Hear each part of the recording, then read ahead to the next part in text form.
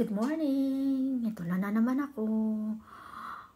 Mag-share lang ako. Itong i-share ko yung tungkol sa mga drug addiction, sa mga experiences.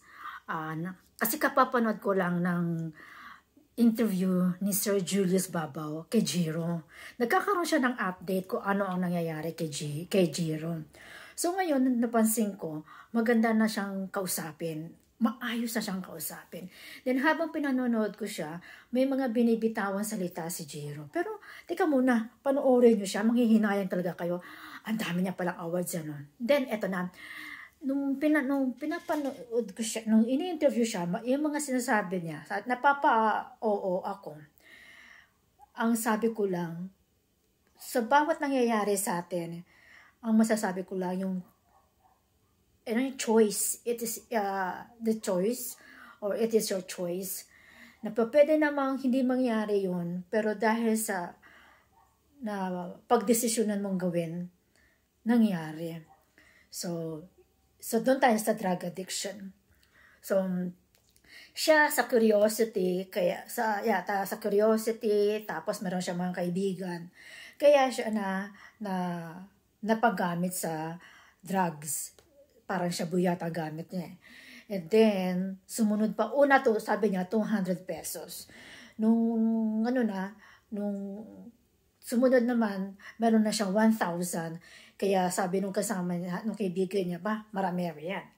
So, yun na, gano'n na. Tapos, ang sabi nga niya, ano ba yung may mga salita niya, sabi niya na, kung itong huli na, kung pwedeng iwasan, dapat iwasan na. Huwag na maging curious. Tapos, dun habang ini-interview siya, meron kasing sa family ni Richard, hindi na siya gumagamit. Matagal na siyang hindi gumagamit kasi na-rehab siya. And then, syempre, nakakwento ni Richard ang nangyayari sa kanya. Then, sabi niya ganyan, parang humble effect, parang humble at attitude na siya, parang si Jiro, na kapag gumamit ka nun, tapos hindi ka na gumagamit, tagal ka na hindi ka na gumagamit, kasi matagal siya na-rehab yan, siyempre hindi na siya gumagamit, nagkakaroon daw ng flashback. So yun din na sinasabi ni Jiro, nagkakaroon ng flashback, na ando doon pa, kaya si Jiro pala, hindi siya gaano munang movie, gumagawa ng movie, masyado na yung mga matagalang movie. Ang mga indie films lang daw ang ginagawa niya. Pero yung talagang matagalang movie, ayaw niya kasi na-stress siya, hindi pa niya kaya.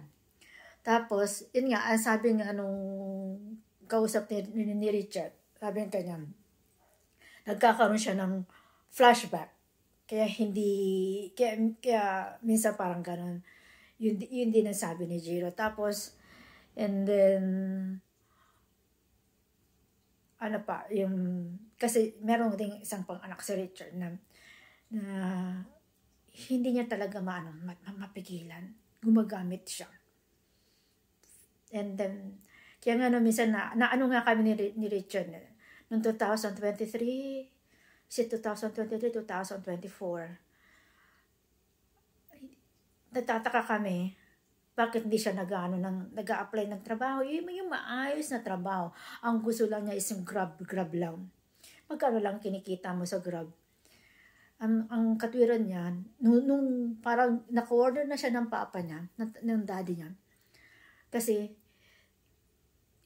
sa drug addiction niya, yung behavior niya, hindi siya po pwede na ang trabaho niya, yung naka-clock in, tama salita, yung nasa oras ka. Kasi may tendency na lumalabas siya, mawawala siya, ganun.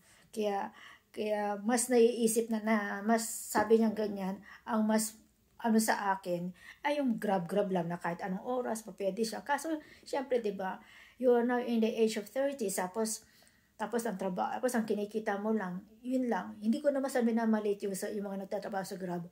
Pero, syempre, kung yun lang ang source of income mo, and then yung age mo na sa 30s, hindi po pwede yun. So, ayun nga, sabi nga nung anak ni Richard na nagkakaroon ng flashback. Tapos yung sa pag-iisip, ang talagang nasisira talaga yung utak.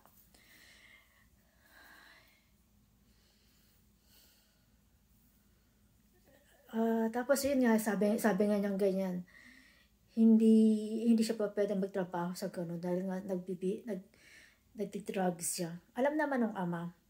Kaya nga ang ano nun, si Richard, hirap na hirap si Richard sa kanya. Biruin mo, in 6 months, si Richard, siya yung nagbabayad ng apartment niya para lang huwag siyang tumira dito. Kasi, yung behavior niya kasi, iba, kaya mas magandang malayo siya para at least magiging safe kami. Hindi ko na lang didetalin buhay namin. Marami. Ano pa ba yun? Tapos, yun, nakakalimutan ko na. Tapos, ito pa pala. Matagal na kasi siyang gumagamit eh. Si Jiro kasi, hindi pa siya cyclospenia. Hindi ko alam how to pronounce natin cyclospenia. Pero may iniinom siyang pang-psych. Tapos, etong ni Richard, parang may ganun na siya. Kasi minsan, kukwento sa akin ni Richard, ano yung nangyayari sa kanila pag magkasama silang dalawa. Meron siya ikukwento na para bang may tao daw nanghahunting sa kanya, ganyan yan. Which is sabi ko, kaya baka mamaya, gawa-gawa lang ng isip niya. Tapos, kaya minsan yung na lang, gumagawa na lang siya ng fantasy, as nilalagay niya sa reality. Yung ganun. Pero, ang lang nun, ayaw niya kasi magpapa-rehab. Kasi siya yung tipong tao na ayaw niya na meron taong magmamando sa kanya. Hindi niya kaya. Hindi niya kaya yung ganun. Kaya, sabi ganyan na nakakaano na bakit may mga tao na kailangan lang mag-drugs. Hindi ko lang. Tapos, natatandaan ko pa, nung nasa Pilipinas pa ako, hindi ko na-expect na may isa sa family na gumagamit pala nun. Na gumagamit o gumamit.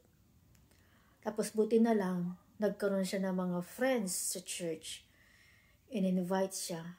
Then, nung actively,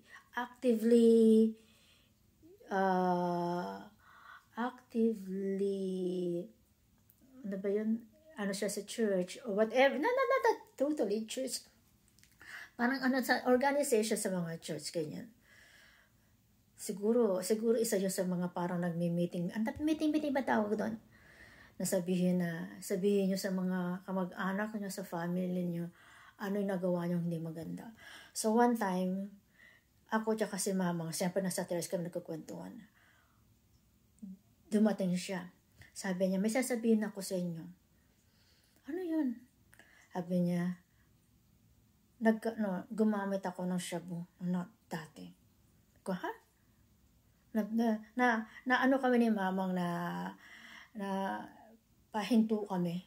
Hindi kami nakapagsalita kasi siyempre, diba, hindi mo na-expect na ito pala nakagamit. Pero sabi niya, pero hindi na ako gumagamit. Kaya ngayon, nung habang nanonood ako kay Jiro, kasi si Jiro matagal, 14 years old pala siya na nagsimula gumamit nun. Tapos yung kay Richard naman na una, yung una, I think 16 years old. 16 or 18 years old yata gumamit siya na. Pero matagal din dan. Matindi na. Kaya may mga side effect. Kaya iniisip ko, may side effects kaya sa kanya? Ano kaya naging side effects sa kanya? Sabi ko sana wala. Pero sa tingin ko naman parang wala. Ewan ko. Tapos, bubuti na lang din, silang tatlo, si Jiro, tapos yung ni Richard, yung panganay ni Richard, tsaka to, nakaalis doon sa sitwasyon na yun. Ito na lang yung isa, yung pinaproblema namin ni Richard, parang hirap siyang makaalis. Kaya tuwing gigising ako sa umaga, yung umaga ko tuwing gigising ako, sabi doon sa lagi ko pinanonood na prayers, ibulong mo daw, ganyan, pagising mo sa umaga, ibulong mo. I always pray na magbago yung behavior niya. Parang inaano ko nga sana, kung meron naman lang Angel, si Michael, doon pumunta dito, baguhin yung ugali nun. Kasi, sa kanya, hindi, para akala niya, sa kanya, ganun na yung effect. Hindi niya alam, yung surroundings niya, masano na sa papa niya, kay Richard, si Richard, masyado siyang stressful. Minsan nga nung nag-usap nga kami ni Richard I think Sunday, kasi si Richard yun. Di sabi ko, sabi ko ganyan, mag-breakfast tayo. Usap kami dalawa ni Richard. No? Sabi ni Richard, sabi niya, I hope, sabi niya ganyan, meron akong makausap na tao na maiintindihan yung sitwasyon ko, na kapag kinausap ko siya, kinuwento ko lahat, maiintindihan niya yung sinasabi ko, yung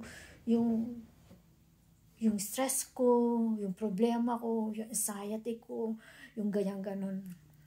Tapos, sabi ko ganon, sabi ko, I think, kailangan mo ng spiritual leader o whatever. Sabi niya, no, not actually spiritual leader.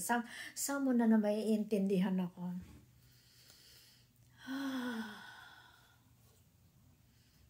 Ay, ang hirap pag ganun. Minsan okay siya, minsan hindi. Kunyari, ilang araw hindi siya gagamit, pero pag gumamit, ayan, tahimik siya, sabay, buti nga, hindi pa nangyayari sa harap-harap kong ganun, pero one time, sakto, parang 1 seconds lang, wala siya. Ayaw lang kasi pakita sa akin ni Richard yung pagwawala nun. Pag nagwala siya, parang hindi niya iniintindi na magulang niya ang kaharap niya. Sabagay kasi, nung nakita ko sila noong 2015, dumating ako noong 2009, tapos nakita ko siya ng ganyan. Yung behavior kasi nila, parang hindi niya tinuturing na merong magulang. Kunyari, ito siya, no? ito yung anak. Magka-level lang sila.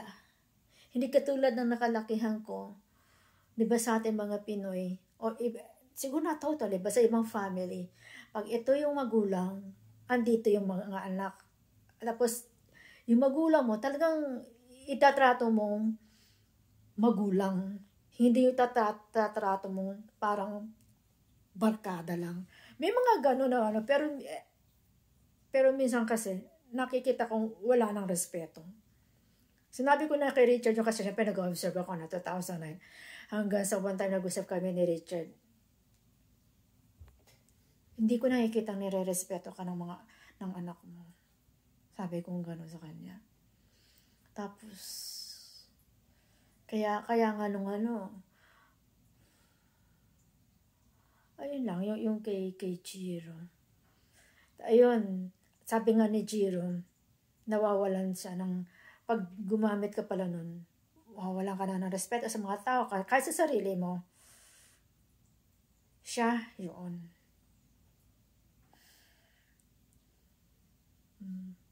So, pray for this kid. I hope magbago siya. Magbago yung behavior niya. I'm sorry. Parang nawala yata ako. Pero ganun.